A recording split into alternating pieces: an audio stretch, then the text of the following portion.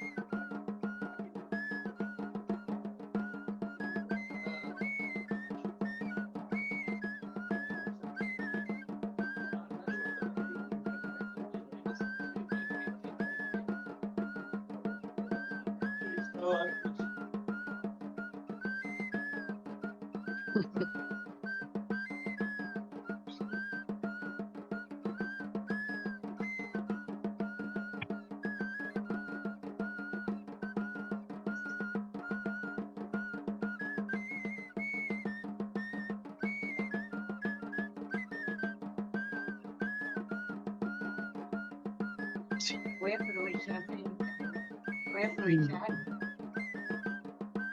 Sí, cómo no. voy a aprovechar de felicitarte otra vez, Nacho.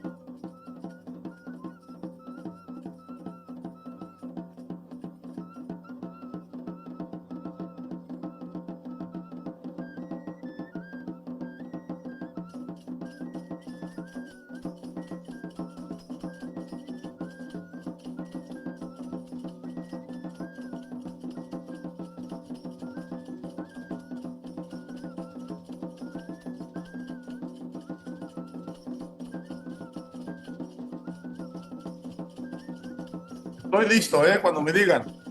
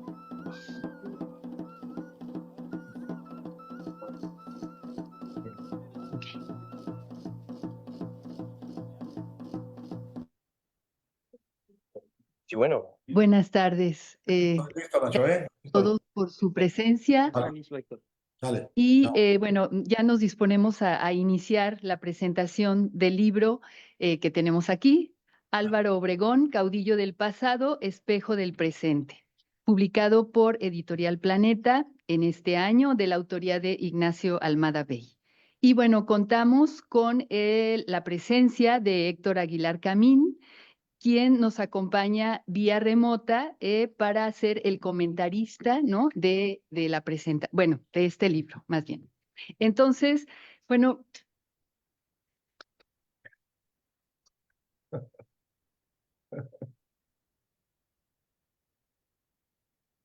me voy a permitir leer una breve semblanza del doctor Aguilar Camín. Él es periodista, escritor y doctor en historia por el Colegio de México. A lo largo de su trayectoria ha colaborado en diversos medios como La Jornada, Milenio, Uno más Uno y La Cultura en México. Ha sido conductor de programas televisivos como Zona Abierta, escritor en la revista Proceso, el diario La Jornada, el diario El País de España, La Tercera y el Mercurio de Chile, el Huffington Post, Los Angeles Times y The New York Times. Como periodista, recibió el Premio Nacional de Periodismo Cultural, así como el Premio Nacional de Periodismo José Pagés Yergo y el de Periodismo Cultural Fernando Benítez. Recibió la Medalla de las Artes de la Asamblea Legislativa de la Ciudad de México y un doctorado honoris causa por la Universidad de Quintana Roo. Asimismo, es fundador de Ediciones Cal y Arena, la cual dirigió. Entre sus últimos libros de ficción se encuentran Adiós a los padres y Toda la vida. Como historiador, ha escrito principalmente sobre México, destacando la frontera nómada, Sonora y la Revolución Mexicana, que ha tenido sucesivas reimpresiones y ediciones. Actualmente es director de la revista Nexos. Desde hace unos años imparte conferencias regulares en diversos foros universitarios, empresariales y académicos sobre la vida pública de México. Entonces, bueno, cedemos el uso de la voz al doctor Aguilar Camín para escuchar sus comentarios sobre la obra del doctor Ignacio Almada. Muchísimas gracias.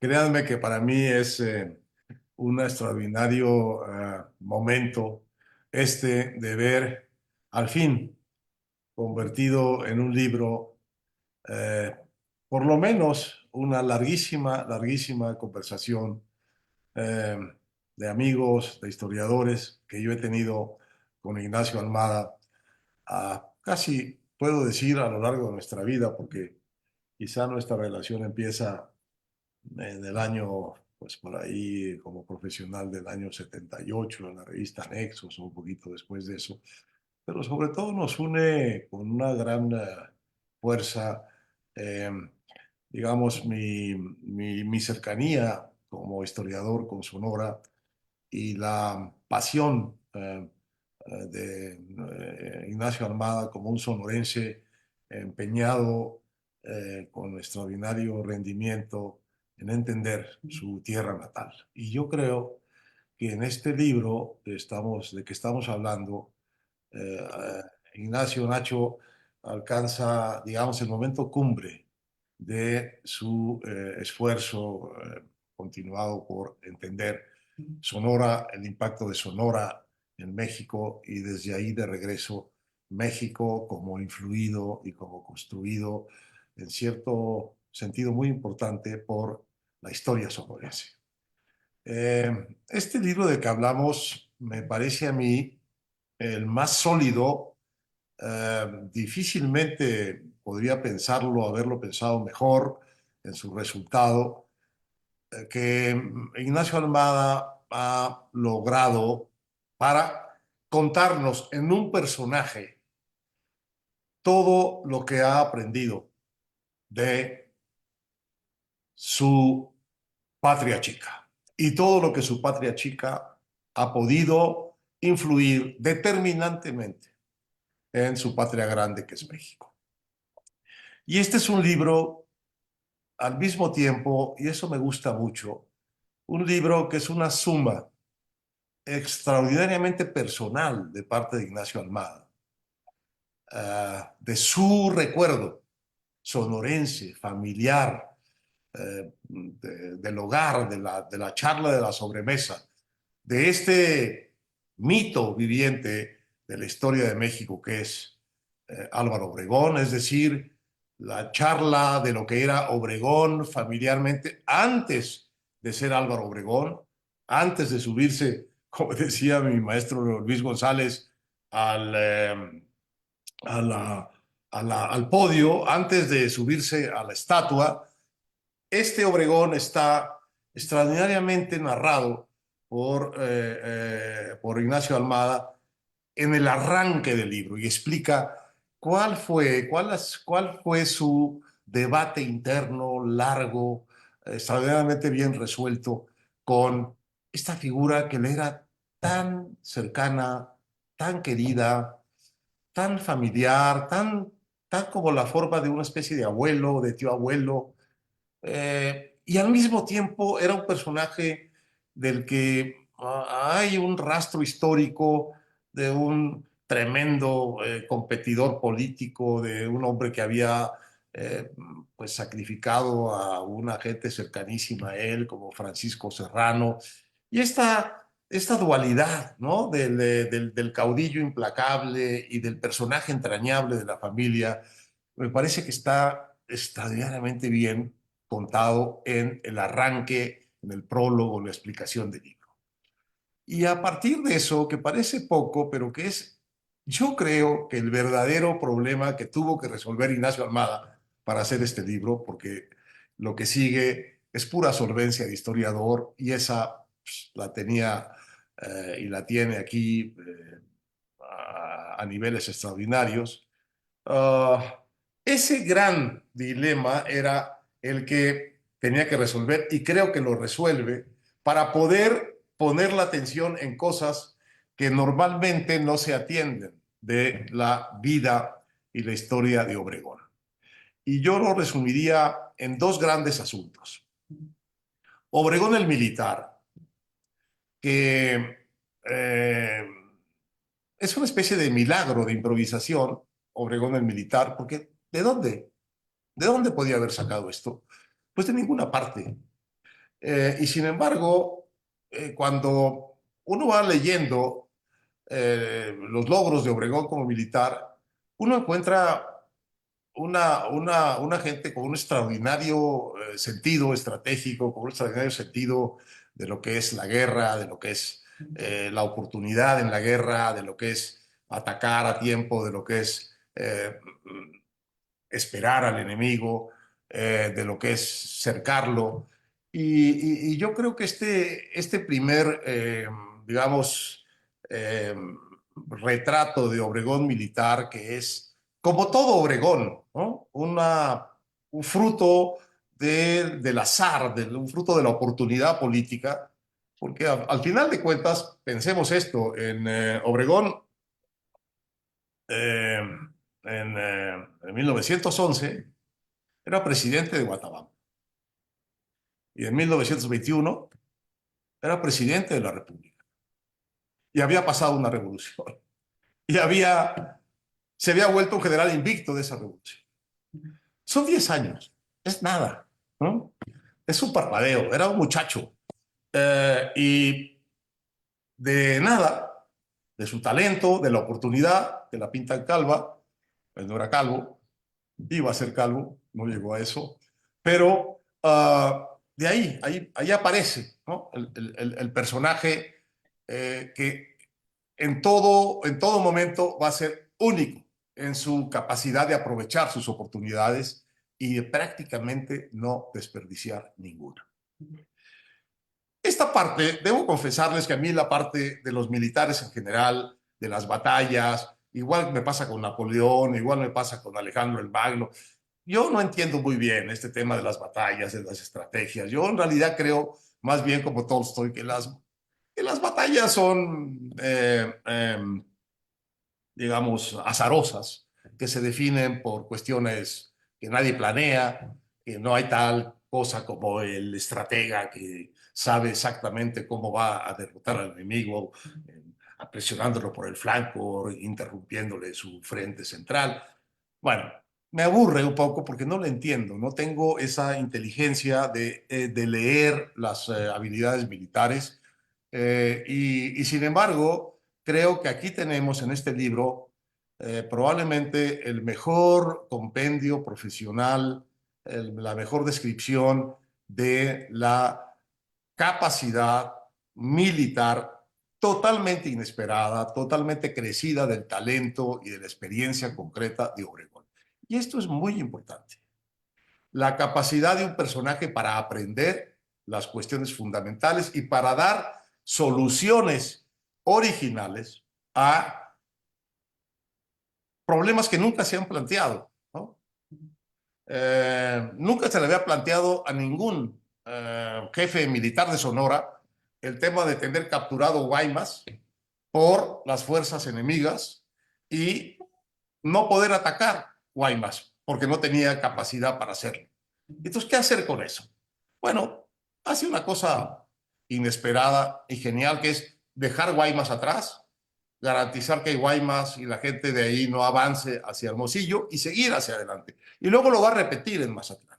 Bueno, esta parte del militar, que es, ya está ahí el hombre de gran talento, de gran capacidad de improvisación, de gran percepción, de gran liderato sin ser un jefe militar, sin haber sido nunca un militar, se vuelve un extraordinario militar de la oportunidad, de el azar, del aprovechar lo que la historia le ofrece y de no estar, digamos, detenido por preconcepciones, por prejuicios, por ideas previas de cómo se hacen las cosas, sino irlas haciendo en el camino.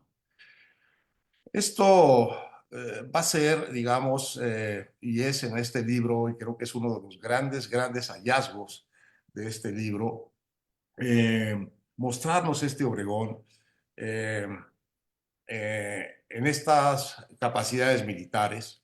Pero antes de eso, quizá en este libro está la explicación más compleja, más concreta, más sencilla, más profunda de dónde vienen personajes como Obregón, de dónde pueden venir jefes políticos, militares, como los que salieron de Sonora y como los que acabaron finalmente ganando la revolución.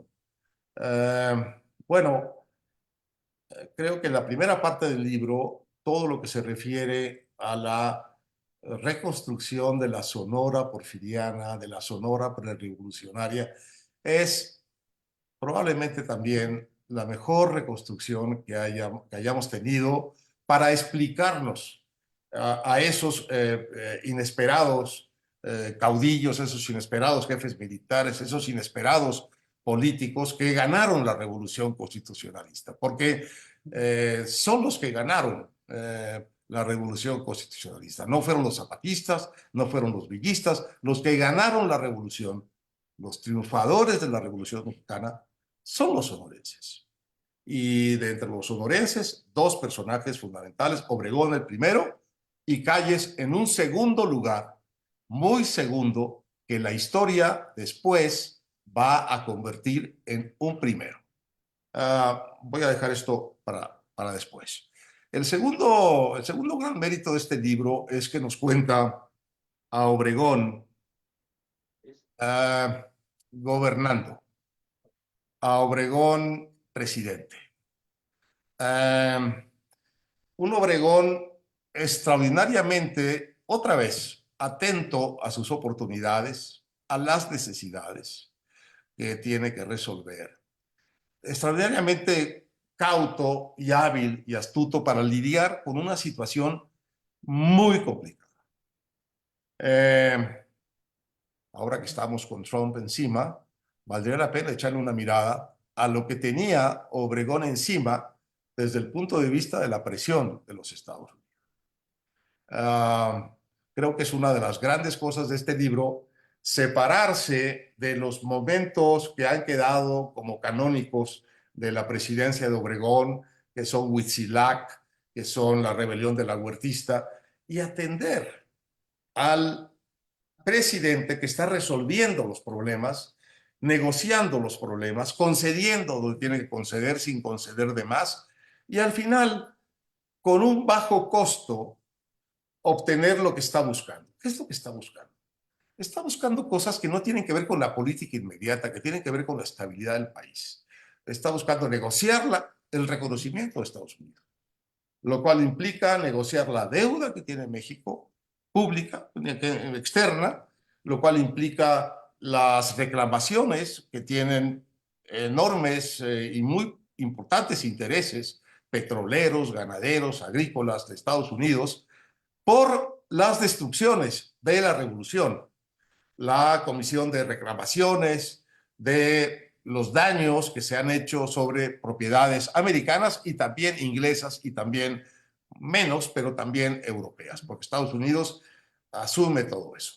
Y luego el tema de la debilidad fiscal de México, que necesita préstamos, necesita dinero para ponerse en movimiento, y esto requiere negociar con la estructura financiera americana, con los intereses petroleros americanos, requiere hacerle concesiones a los Estados Unidos, como probablemente requerimos hacerle hoy concesiones, para ganar la mejor parte y perder lo menos.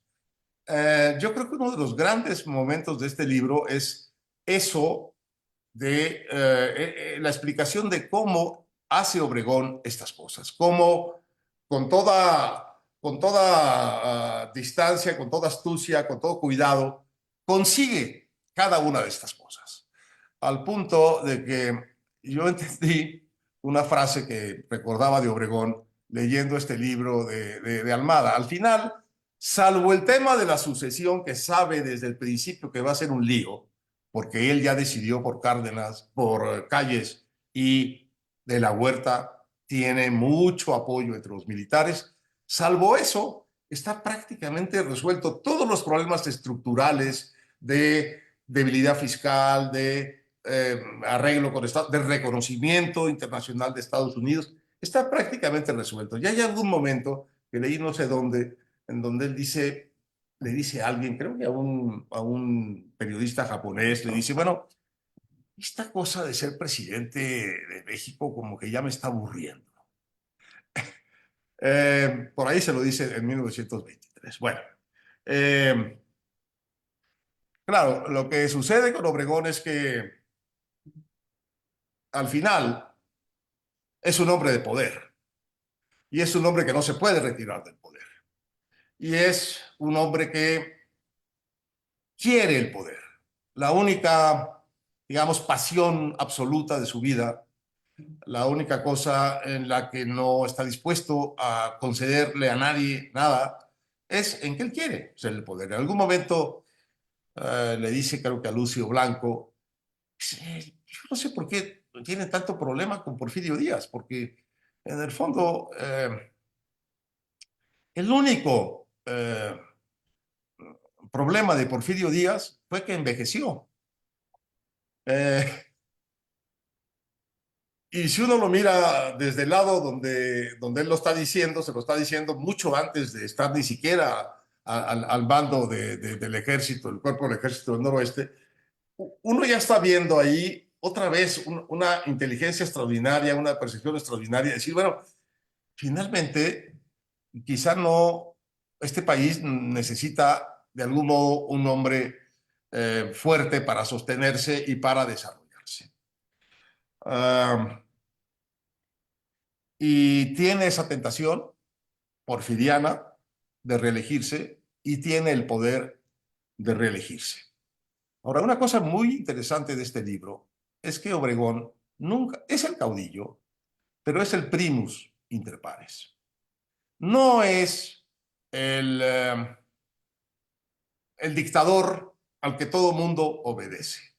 Le cuesta muchísimo trabajo ser el primus inter pares, porque no tiene suficiente peso en el Congreso, porque no tiene el dominio total ni el mando total sobre los militares de peso que hay en el país, porque necesita negociar con las instituciones que están, necesita negociar con los Estados Unidos. Es un presidente hábil, poderoso, pero cuyo poder depende de la negociación, de las coaliciones. Esto lo cuenta muy bien Ignacio Almada, de estar todo el tiempo construyendo coaliciones para hacer lo que él quiere. La historia de la legislación que le permite reelegirse es muy pertinente en esto. Le cuesta muchísimo trabajo, se le cae por lo menos una vez. No es como ahora, no es que desde Guatabampo dé la instrucción para que nombren para que reelijan a la presidenta de la Comisión Nacional de Derechos Humanos. No es así. Le cuesta muchísimo trabajo, mucha política. Tiene que hacer mucha política todo el tiempo. Y la hace. Y la hace muy bien. Y sigue siendo, a lo largo de ese camino, se vuelve mucho más caudillo de cuando llegó. ¿Por qué? Porque derrota militarmente la rebelión de la Huertista y porque finalmente se impone como un presidente que se va a reelegir y en el camino le muestra a todo mundo que está dispuesto a lo que sea, entre otras cosas, a sacrificar a Pancho Serrano, que es su hombre de confianza de toda la vida, su pariente. Y sí, y entonces aparece el Obregón oscuro, el Obregón duro, el Obregón terrible. Una vez conseguido el poder, así por esos métodos de aplastar rebeliones y de aplastar conspiraciones, incluso si son de su gente cercana, ¿cuál es el Obregón que seguía? Muy probablemente el Obregón que seguía era un Obregón de conciliación. El Obregón que había sido antes, siempre, el Obregón de las oportunidades, el Obregón por ejemplo, lo asesinan por una equivocación absoluta de sus asesinos, porque piensan que Obregón lo que va a hacer es profundizar la política anticatólica de Calles. Todo lo contrario. Obregón lo que iba a hacer era desmontar todo eso, porque no, para él eso no tenía ningún sentido. Él no era un anticlerical, era anticlerical, pero no era un político que fuera a convertir sus convicciones anticlericales en políticas de Estado y mucho menos en guerras contra los católicos de México, como había hecho Calles. Iba a conciliar, iba a ser otra vez el primus inter pares, el caudillo, y a negociar. ¿Para qué?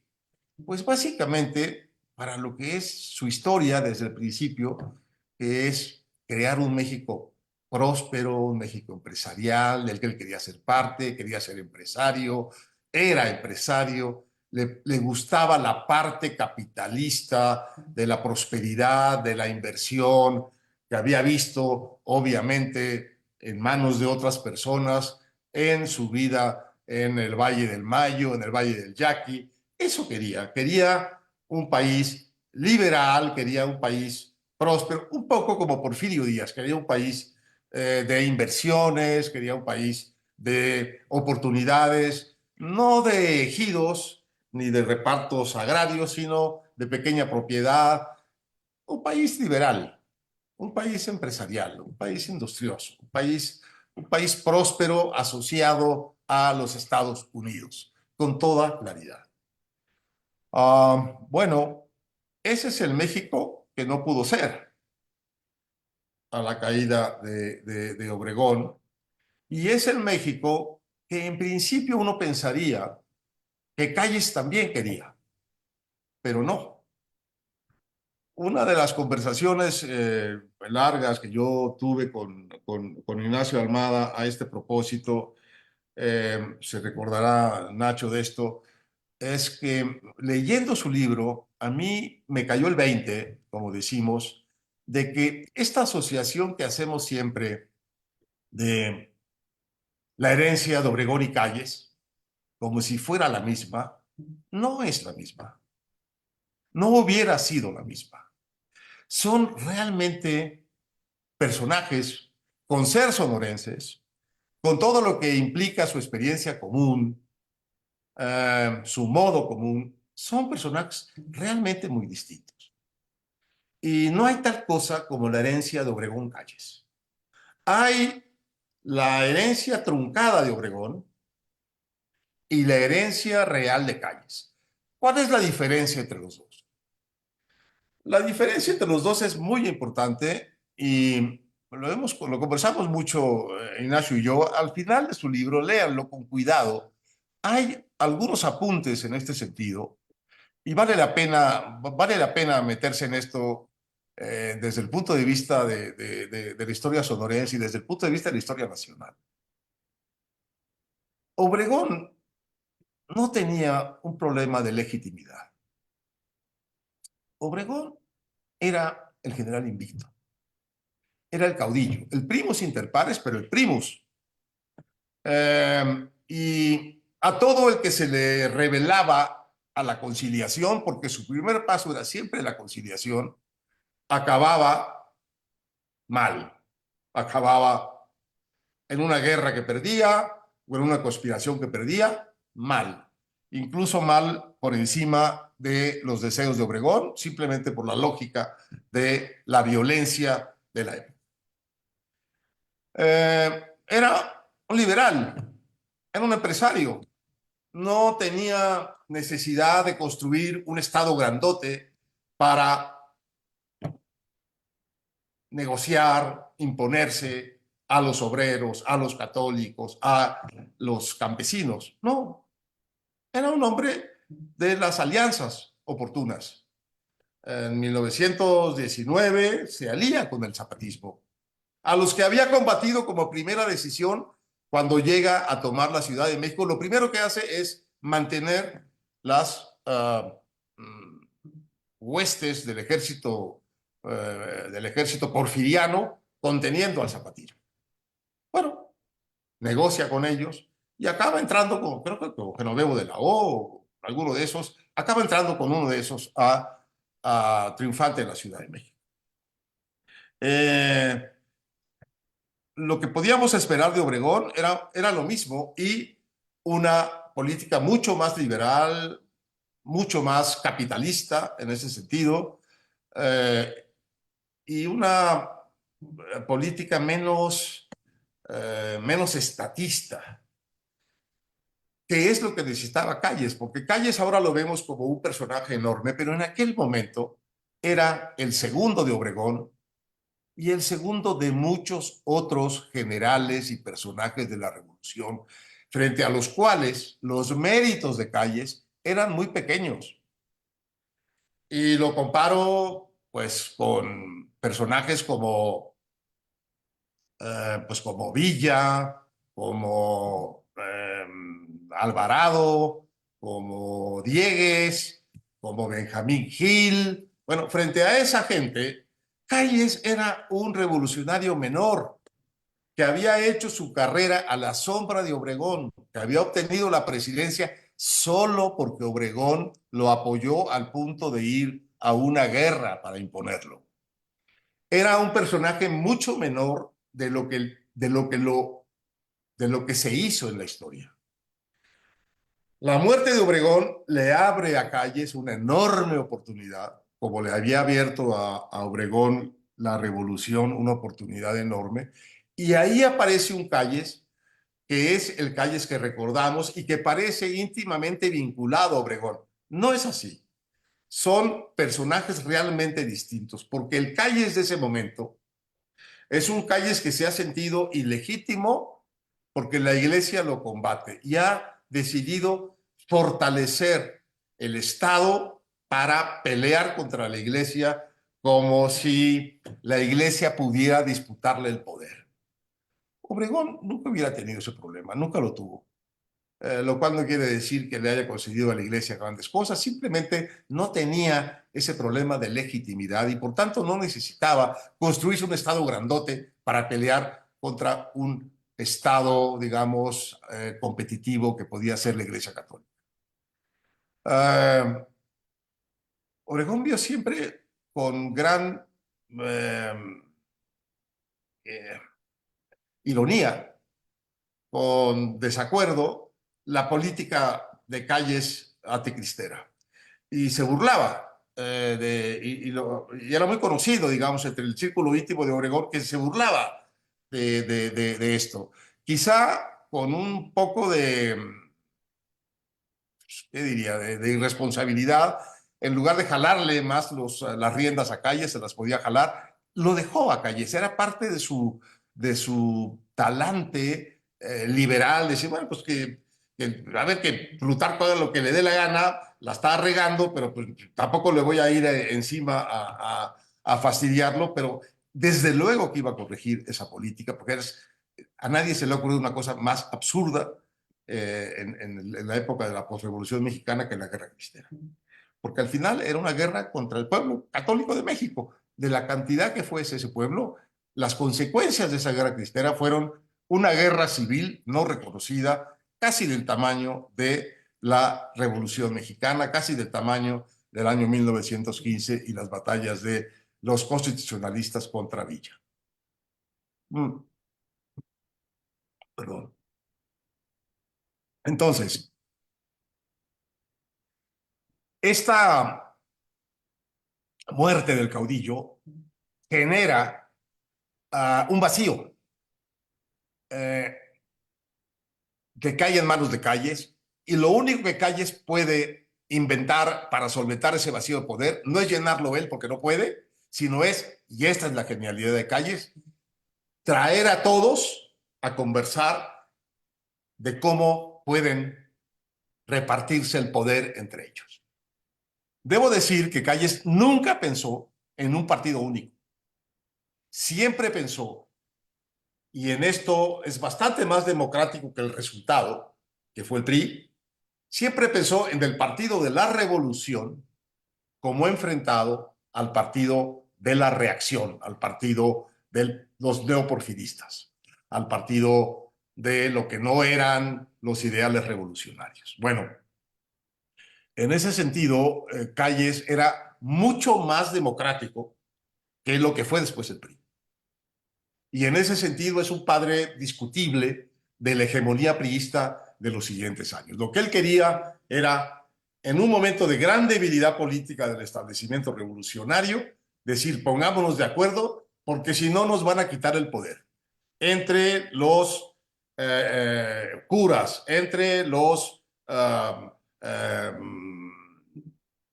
fifís, entre los Estados Unidos, entre la clase media, nos van a quitar el poder porque nosotros no somos presentables para ello. Y entonces hace el Partido Nacional Revolucionario, que en el fondo consiste en juntar a todos los revolucionarios y decirles, ¿sabe qué? No nos peleemos entre nosotros, pongámonos de acuerdo, repartámonos el poder, y de ahí viene una fórmula nueva en el país, y esta es la genialidad de Calles, a la que yo no creo que Obregón se hubiera resistido, pero que no era necesidad de Obregón, era una necesidad de Calles. Y entonces construye un estado grandote, que es el que tenemos todavía, para poder llenar su falta de liderato personal en un momento crítico, que es la muerte de Obregón. En resumen, ¿cuál es la diferencia entre Obregón y Calles? Bueno, lo dice Nacho en este libro al final con una metáfora de Isaiah Berlin entre el político que es un zorro y el político que es un erizo. El político que es un zorro es alguien que sabe muchas cosas y todas, pero todas, digamos, para efectos del momento. Y el político que es un erizo es el que sabe solo una cosa, pero la sabe a fondo y quiere aplicarlas. El zorro es una gente que va buscando oportunidades y resolviendo situaciones como se le presentan. El de erizo quiere una manera continua, establecida, permanente de resolver las cosas. El zorro es un liberal, el erizo es un dictador, es un estatista, es una gente que quiere el control. El zorro sortea el azar, el erizo quiere gobernar el azar. Y son dos personajes muy distintos. Ahora, esto que estamos hablando de esta diferencia entre los sonorenses, pues queda aquí entre nosotros, entre sonorenses. Yo me asumo como sonorense Balín, eh, pero la verdad es que les voy a leer unas palabras de la presidenta Claudia Sheinbaum al tomar posesión, para que vean ustedes el lugar en donde los próceres sonorenses por igual, Obregón y Calles, están en el sitial de héroes de la historia oficial de este momento. Dice la presidenta en su toma de posesión, en su discurso oficial de toma de posesión, dice que México le ha dado al mundo a personajes como Hidalgo.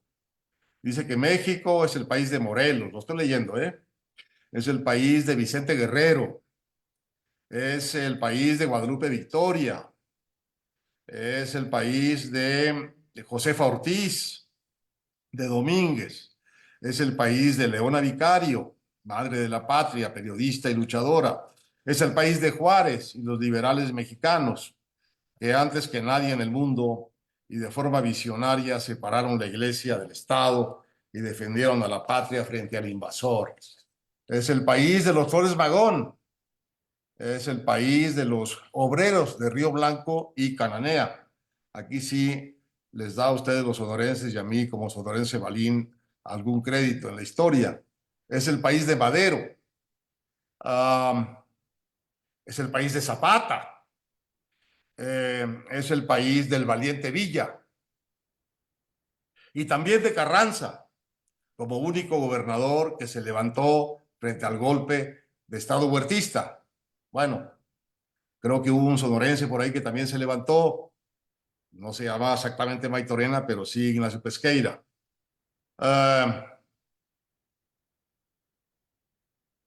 Y luego México es de los constitucionalistas de 1917. Punto y seguido. Y de ahí hay un pequeño salto en la historia de este discurso que dice, es el país de Lázaro Cárdenas. ¿Qué se saltó ahí? Creo que se saltó a Obregón, creo que se saltó a Calles, se saltó al Maximato, se saltó, ¿qué se saltó ahí? Se saltó a los triunfadores de la Revolución Constitucionalista. ¿De dónde viene esta tergiversación brutal de que los sonorenses no han existido en la historia mexicana? Bueno, no es nada nuevo, ¿eh? Qué bueno que ahora un sonorense de la calidad historiográfica de Ignacio Almada haga este libro, porque, bueno, para recordarle a este discurso que está encarnado en la presidencia actual del país, que los sonorenses algo tuvieron que ver con la revolución, algún peso tuvieron, alguna cosa dejaron sembrada institucionalmente para los demás que vinieron, entre otras cosas la candidatura de Lázaro Cárdenas impulsada por Calles. No, pero Calles no existe, entonces Cárdenas, ¿quién sabe dónde salió? Cárdenas, no, Cárdenas yo creo que viene directamente de Hidalgo, viene de Juárez, o yo no sé de dónde viene, a lo mejor viene de Villa, ¿no? Yo no sé.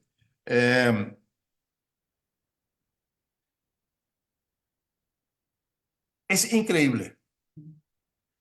Cuando yo empecé a estudiar en el Colegio de México y escogí a los sonorenses como tema de mi tesis, era porque en ese momento, que era el año de 1969, no había una historia, digamos, de la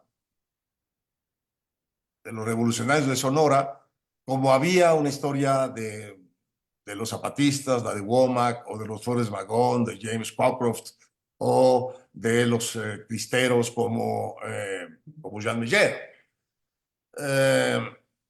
No existían. Bueno, pues siguen sin existir, y ahora oficialmente, porque el discurso de la historia del siglo XX de México, en las palabras de la presidenta, tiene un agujero ahí en donde faltan Obregón y Calles y los revolucionarios sonorenses, sin los cuales no se explica la Revolución Mexicana. No es posible no es posible reivindicar la Revolución Mexicana sin entender, sin incorporar a Obregón y a Calles. Qué bueno que un sonorense hace este recordatorio de el pequeño peso que tuvo en la historia de México Álvaro Obregón. Qué bueno que nos recordemos ante este salto en la historia de la retórica oficialista, el peso de Sonora en la vida de México. No sé qué pensará, no sé qué pensarán las autoridades de Sonora de esto, pero me parece que valdría la pena que le dieran una pensada y una conversada con su presidenta, de que pues por lo menos tenga el pudor de mencionar a estos revolucionarios del norte que bajaron de Sonora y no de Chihuahua como Villa, que no vinieron del sur como Zapata, sino que vinieron de donde vinieron. Vinieron de Hermosillo, vinieron de Nogales, vinieron del cuerpo del Ejército del Noroeste al mando de Obregón, y tomaron el país. Lo volvieron un país pues de primacía política de los jefes militares y los políticos de Sonora. No podemos seguir borrando esto de nuestra historia, salvo al peso de no entenderla. Ahora quisiera hacer otra separación entre las revoluciones que bajaron del norte. Y aquí voy a terminar. Miren, hay dos nortes en la Revolución Mexicana. Uno es el norte que bajó con los sonorenses y otro es el norte que bajó con Villa. La revolución que bajó con los sonorenses bajó bajo las órdenes y la organización de un gobierno constituido estatal, que era el gobierno sonorense, que creó su ejército para defenderse de la federación que con Victoriano Huerta quería dominar el Estado y acabar de completar el golpe de Estado que había dado en la Ciudad de México. Sonora resistió eso como ningún otro estado, y fue el eje de la revolución constitucionalista y al final la triunfadora. Carranza no reconoció a Victoriano Huerta, pero no pudo construir un ejército capaz de resistir la ofensiva federal. Chihuahua tampoco reconoció, pero mataron muy rápido a Abraham González. Entonces, la revolución de Chihuahua quedó muy rápido en manos de Francisco Villa y la terrible fuerza destructora de pues estos vaqueros alzados, insurrectos, sin orden interno, sin gobierno, sin ley que los gobernara. Y entonces tuvimos estos dos ejércitos: el ejército organizado bajo un mando gubernamental, bajo una lógica administrativa y de gobierno, que fue la Revolución Sonorense, y el ejército villista de gente de a caballo extraordinaria en su poder combativo, extraordinaria en su poder destructivo, pero básicamente sin una idea mínima de gobierno y de Estado. Entonces, a la vuelta del tiempo, nosotros vemos en estos dos nortes una diferencia enorme. Vemos el norte que baja con una idea de Estado, con una idea de gobierno, y el norte que baja libre de toda contención, el norte de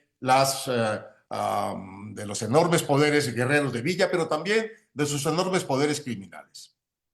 La revolución sonorense es una revolución del norte que está encarnada en gente como Obregón, que lo que quiere es un norte, es una revolución que admira el norte capitalista, el norte agrícola, el norte de las inversiones, de las minas, el norte industrial, el norte que es una extensión del capitalismo americano, el norte próspero.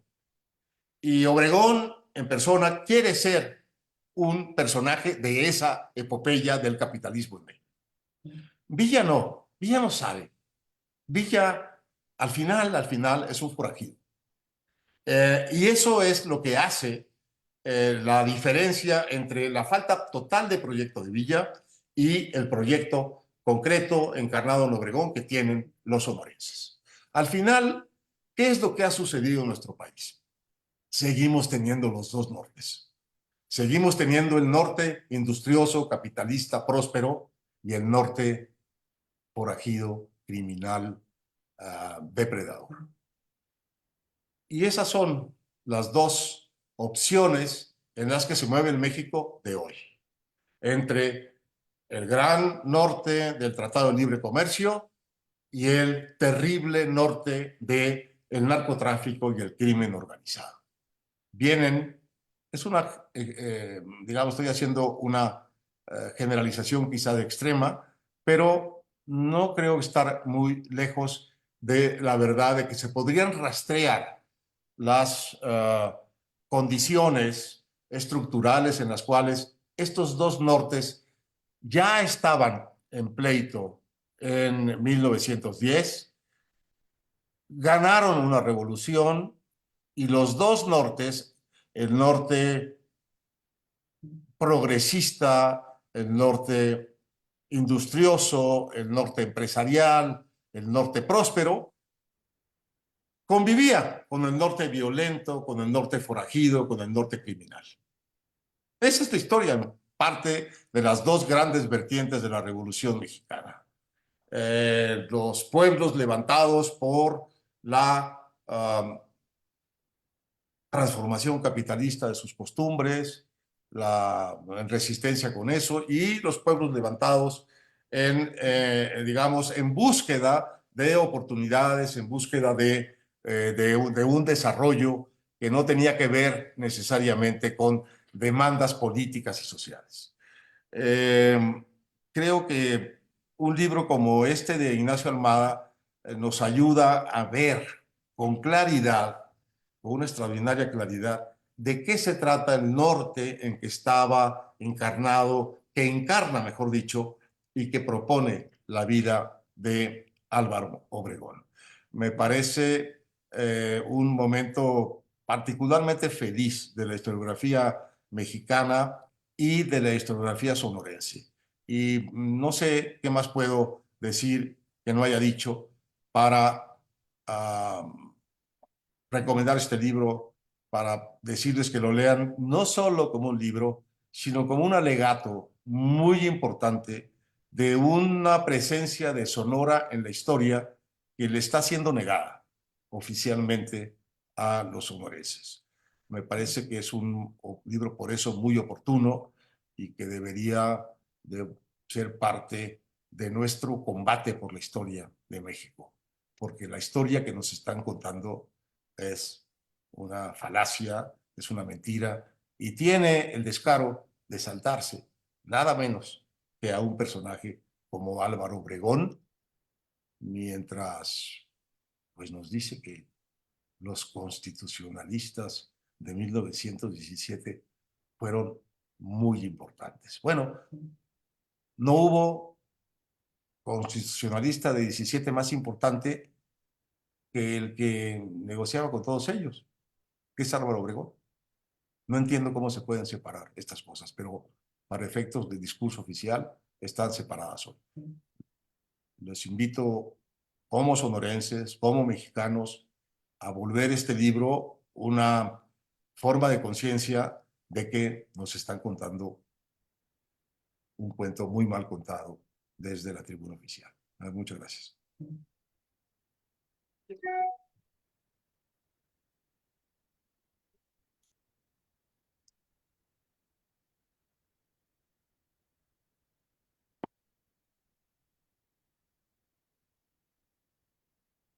Muchas gracias, doctor Héctor Aguilar Camín. Bueno, ahora es el turno del doctor Ignacio Almada, quien va a responder, ¿no? Eh, a los comentarios, ¿no? Vertidos por el doctor Aguilar Camín. Y entonces también lo que voy a hacer es leer una breve reseña del doctor Almada. Bien, él es doctor en Historia por el Colegio de México y profesor investigador del Colegio de Sonora. En su trayectoria como historiador ha hecho contribuciones importantes al conocimiento histórico. Es reconocido como especialista en la historia de la Revolución en Sonora y su impacto en el ámbito nacional, además de otras importantes aportaciones a la historia colonial del noroeste, así como a la historia de las relaciones conflictivas entre los vecinos de Sonora y los apaches en el siglo XIX. Además, ha dedicado parte de su tiempo a la divulgación de la historia, destacando su Breve Historia de Sonora y varios libros de texto para estudiantes de bachillerato.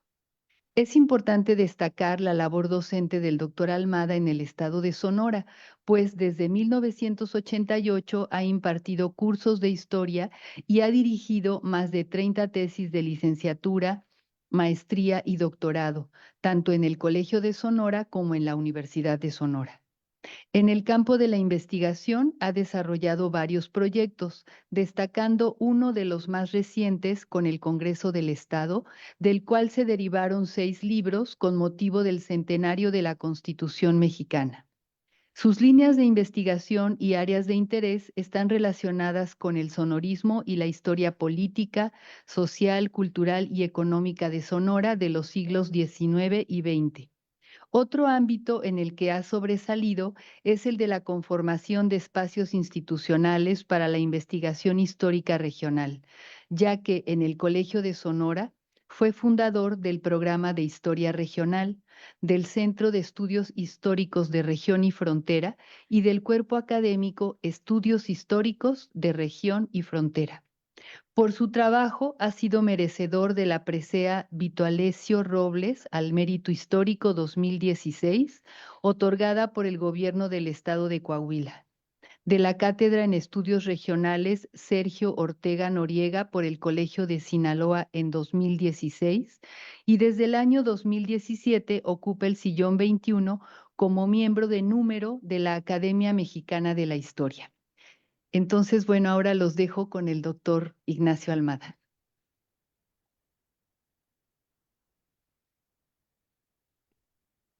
Muchas gracias por esta oportunidad. Mm, Quiero agradecer y reconocer las palabras del doctor Héctor Aguilar Camín sobre este libro, Álvaro Obregón, Caudillo del pasado, espejo del presente, de mi autoría. Nos une a Héctor y a mí una amistad que empezó en el otoño de 1974, hace 50 años, y que nos reuníamos 2, 3 veces al año a comentar lecturas, las lecturas que hubiéramos hecho, las lecturas que recomendaríamos, y así también componíamos el mundo en esas reuniones que en un principio eran desayunos, me acuerdo, en la Flor de Lis y sus deliciosos tamales allí en la Condesa. Y bueno,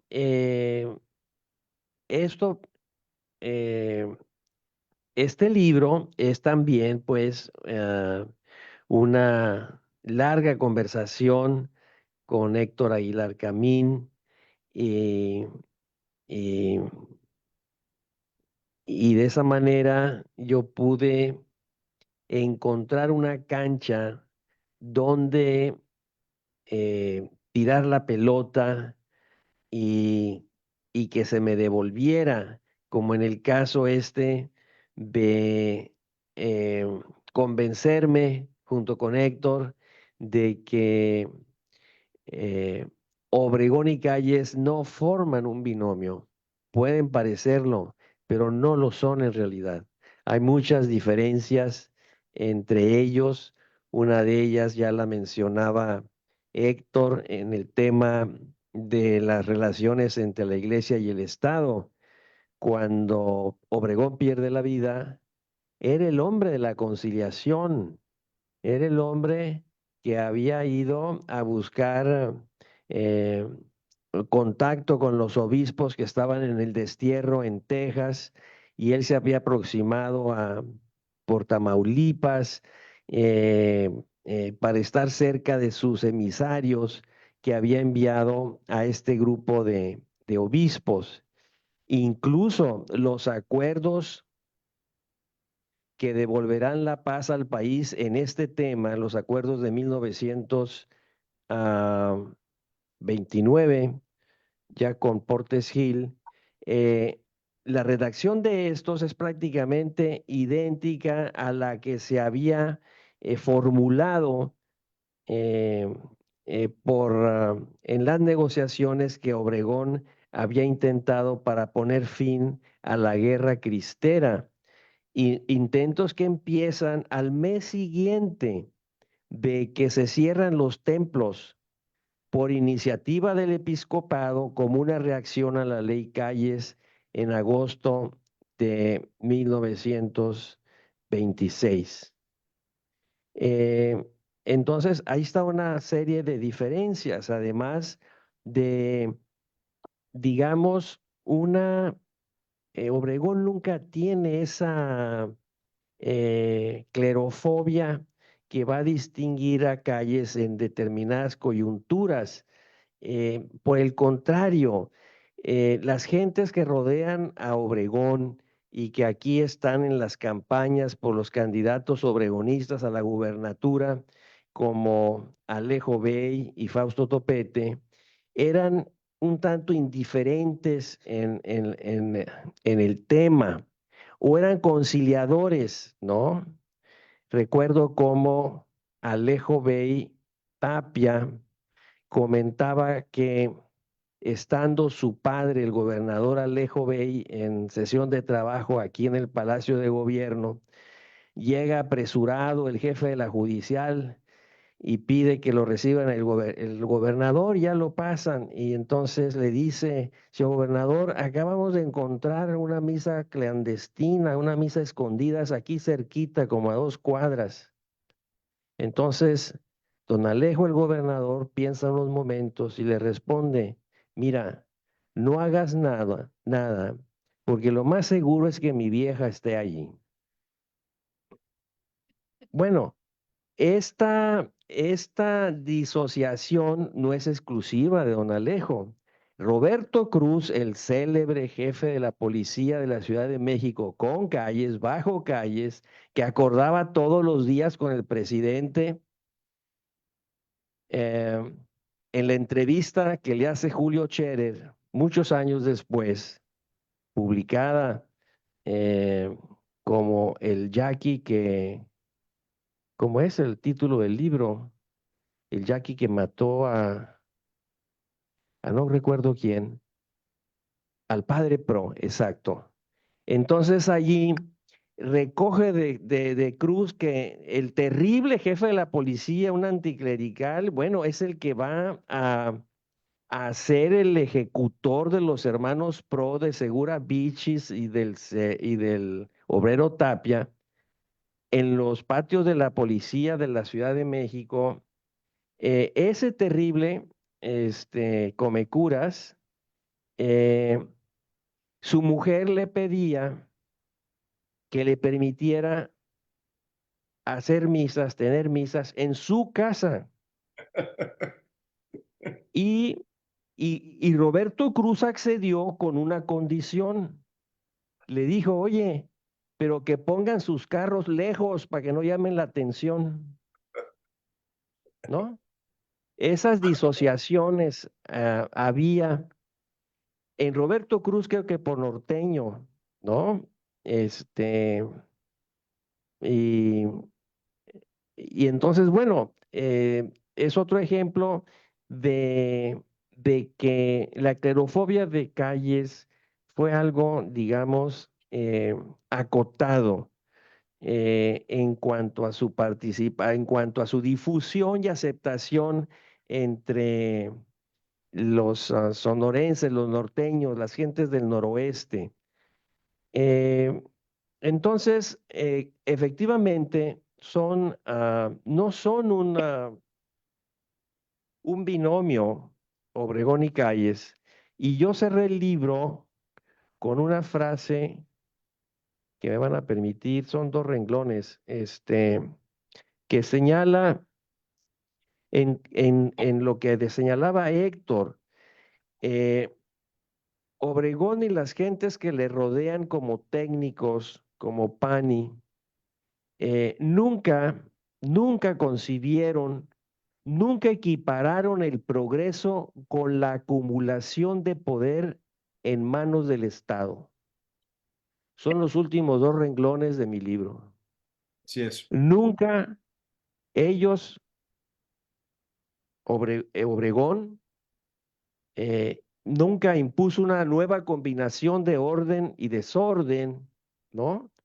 Bueno, impuso una combinación de orden y desorden, pero no se equiparó el progreso con la acumulación de poder en manos del Estado. Y eso es fundamental. O sea, le concedían a la empresa privada, le concedían a la sociedad civil, diremos hoy, un papel mucho más importante, más amplio, más protagónico que el que es compatible con un Estado omniabarcante, omnipresente, que en algunos momentos se ha propuesto o se intenta proponer o hacer, ¿no? Entonces, pues sí, eh, esas diferencias creo que tienen mucho valor en la actualidad recalcarlas para no tomar a Obregón y a Calles como ese binomio. Los unían ciertas coincidencias, los diferenciaban otras. Ellos, sus círculos, los 2 círculos empiezan sobre todo en el periodo de Calles, a hablar de diferencias de criterio entre Obregón y Calles. Ya eso estaba, no solamente quedó presente, sino que se dijo, se escribió, claro, en correspondencias privadas, en telegramas entre ellos y sus gentes, en fin. Bien, otro elemento que quisiera destacar en respuesta al comentario tan generoso de Héctor, es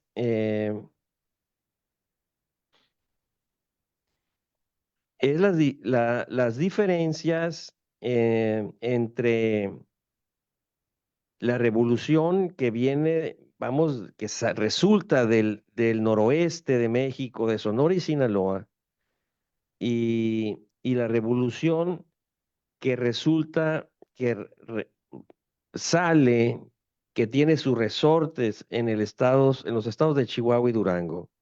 Eso también es muy importante. Y es cierto, causa admiración todavía leer las nóminas, bueno, la organización que destilan los documentos de Obregón en 8,000 kilómetros y en los expedientes militares de sus subordinados. Se percata uno que efectivamente pertenecen a una corporación organizada. Y ya lo ha señalado Héctor desde la frontera nómada, cómo esta revolución es la que prosperó en Sonora. a la par de esas elecciones libres que ocurrieron en 1911 aquí en la entidad y que permitieron renovar de un golpe con la elección, con la concurrencia de la gente que acudió a las urnas en 1911-12 para renovar por completo el Congreso local, todos los ayuntamientos, la gubernatura, de tal forma que cuando viene la, la invasión orosquista, en Sonora no hay ninguna autoridad que simpatice con esta. Y cuando viene el golpe de Huerta, a diferencia de Chihuahua, donde el Congreso reconoce al gobierno usurpador de Huerta, en Sonora unánimemente el Congreso rechaza reconocerlo. Y allí un diputado que se vuelve el nuevo gobernador y que resulta un gobernador excelente administrador de las fuerzas que va a comandar Obregón, Ignacio Pesqueira, nos vuelve a mostrar la importancia de esta respuesta organizada de un ejército que recibía sus saberes y también con mucho trabajo sus atuendos. Las fotos nos muestran en la primera edición de las 8,000 kilómetros en campaña, las tropas de Obregón van arriba de los trenes, en los toldos de los trenes, más allá de Guadalajara, van a tomar Manzanillo y uno los ve y traen ropa de gentes de campo. Uno les ve la fisonomía y uno dice, son mayos, son yaquis, son criollos y mestizos de Sonora y Sinaloa. Y ahí van, algunos todavía con guaraches, arriba de los trenes, con sus cananas bien surtidas, llenas de cartuchos y con sus rifles. Algunos ya llevan ametralladoras arriba de los estos vagones y camiones de carga. Y entonces es sorprendente que los atuendos no son como unos meses más tarde, sí lo van a traer ya pantalones de caqui, chamarras de caqui, algunos pues sus sombreros, en fin, uniformes.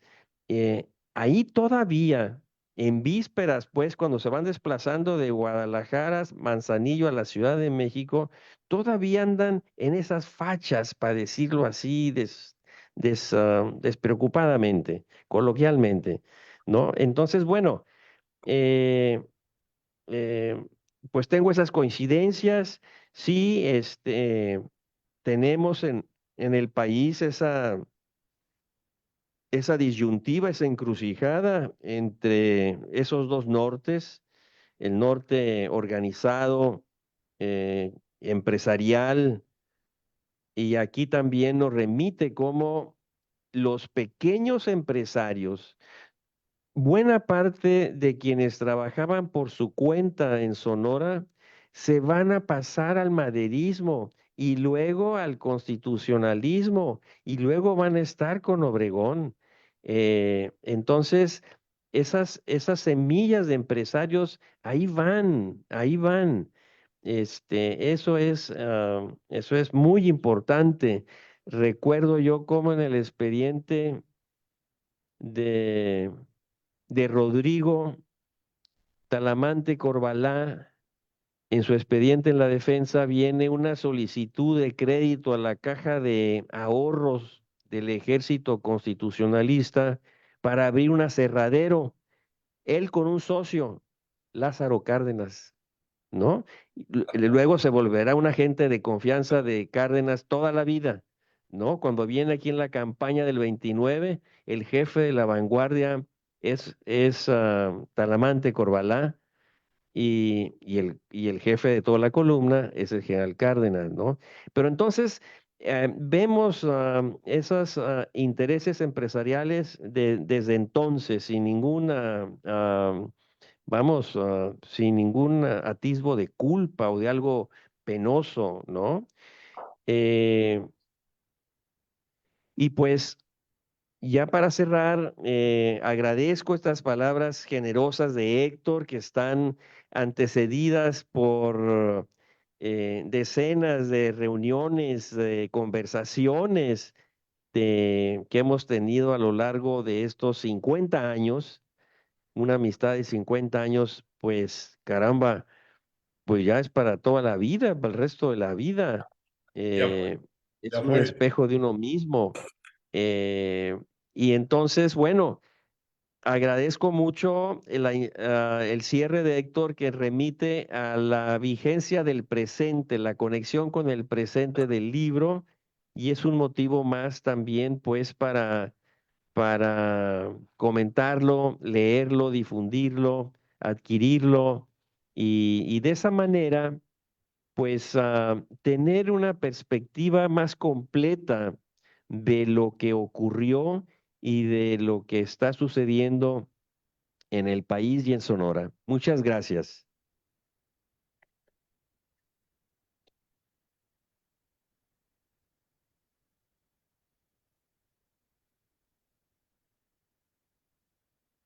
Muchas gracias. Entiendo que podemos tener un tiempo para... Sí, ok. Bueno, entonces, pues vamos a aprovechar que tenemos unos minutos para, no sé, recibir algún comentario o preguntas de ustedes. Adelante, doctor García Diego. Micrófono para que se escuche, Héctor.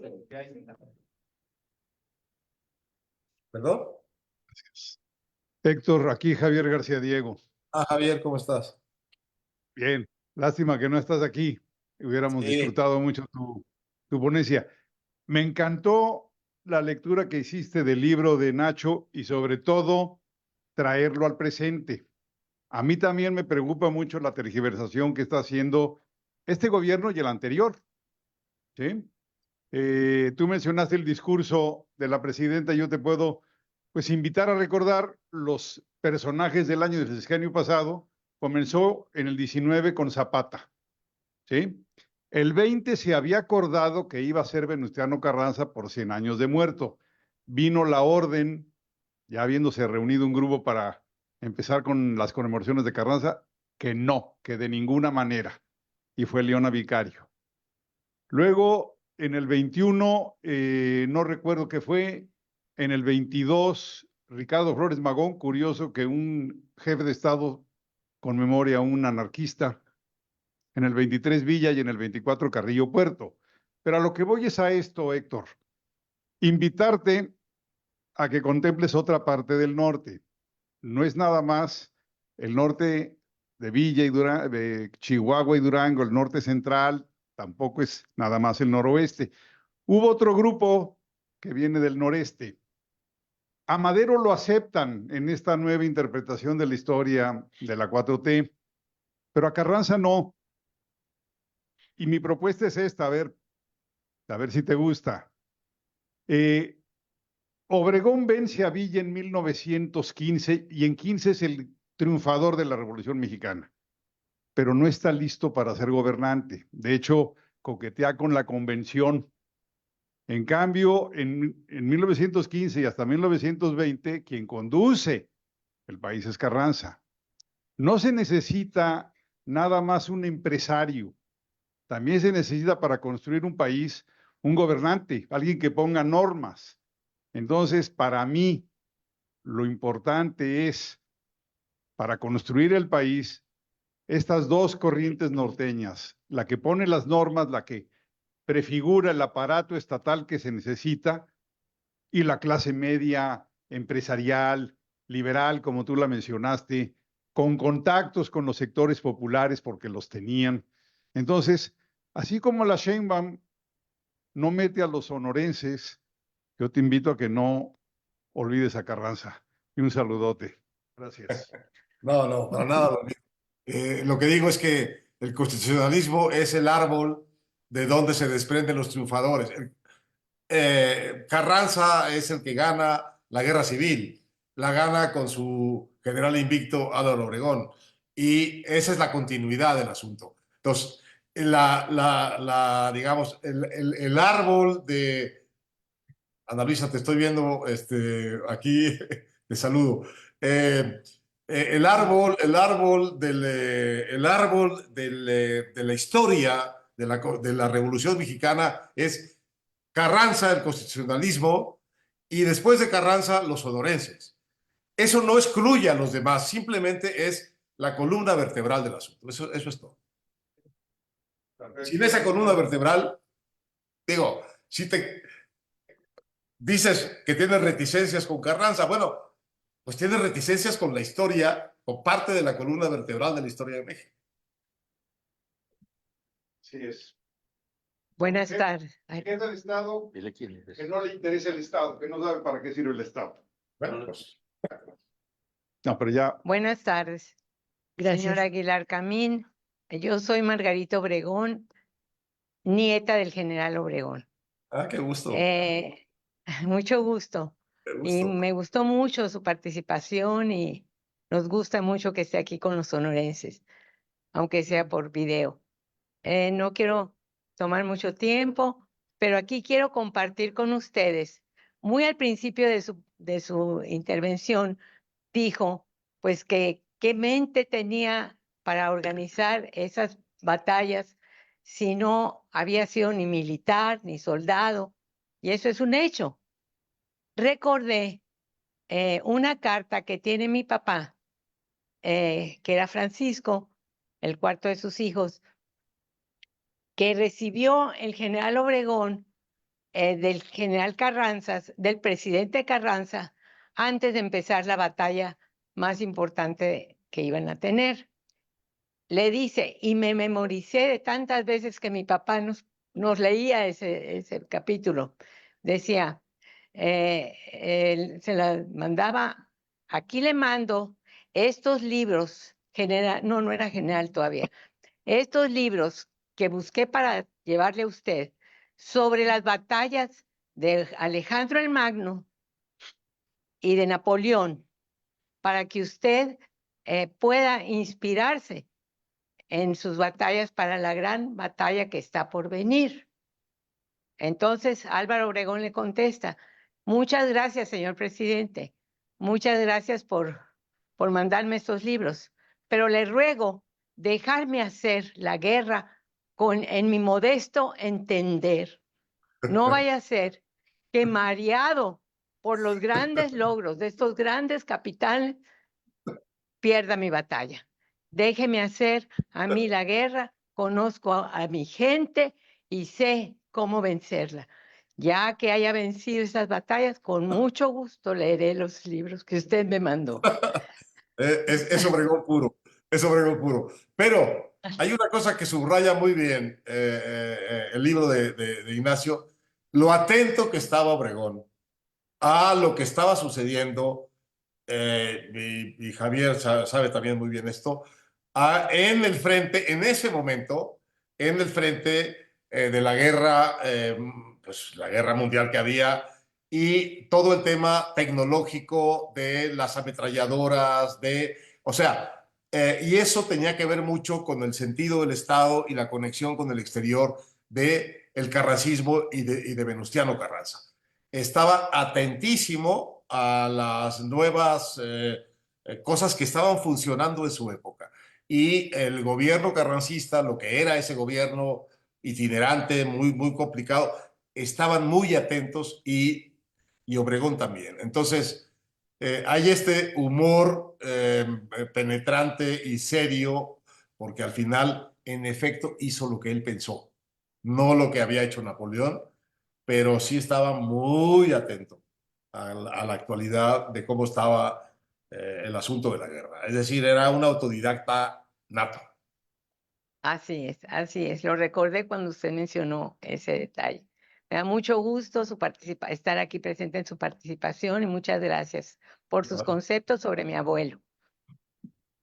Soy fan. Gracias.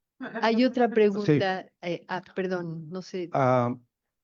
Solamente para subrayar o mencionar a alguien a otro sonorense cuyo nombre se omitió aquí vinculado a Álvaro Obregón, que es Adolfo de la Huerta. Adolfo de la Huerta creo que tuvo un papel muy importante en la carrera política de Álvaro Obregón cuando fue electo para presidente de Guatabampo, cuya elección fue cuestionada.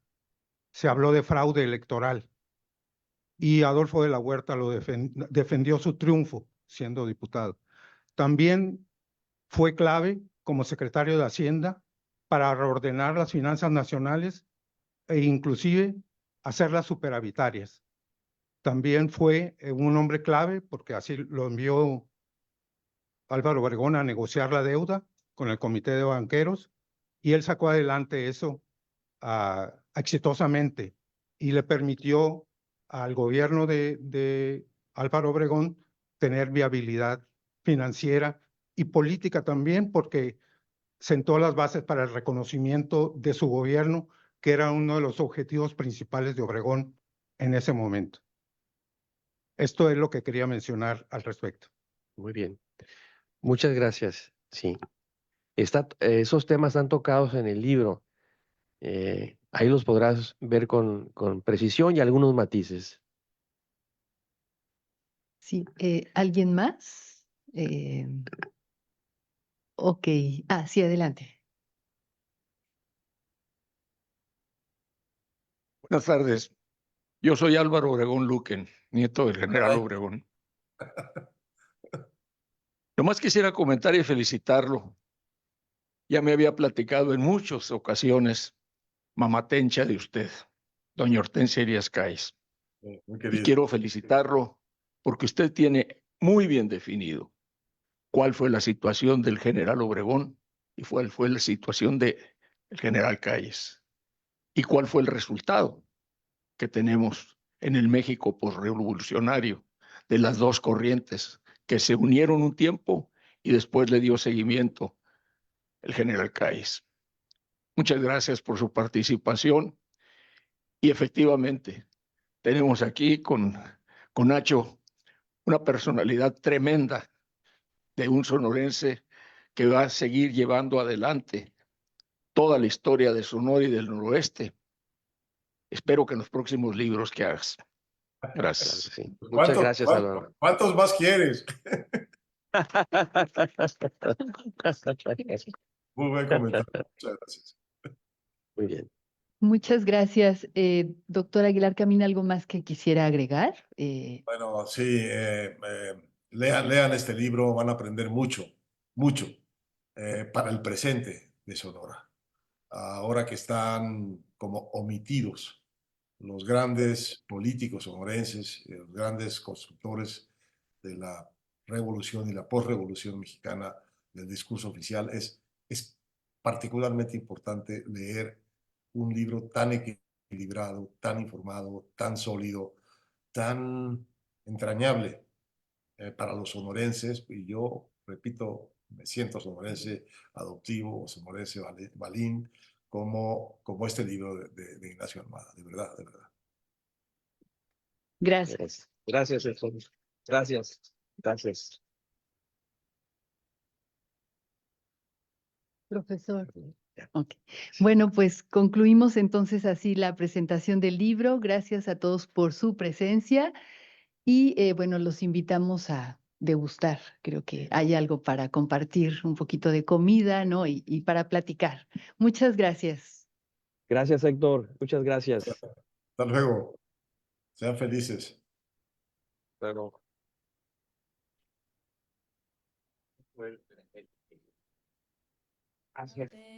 Ipuna shima kalami tachteya, guamo kwai soke ay mi tachteya, yachling isoke mejite.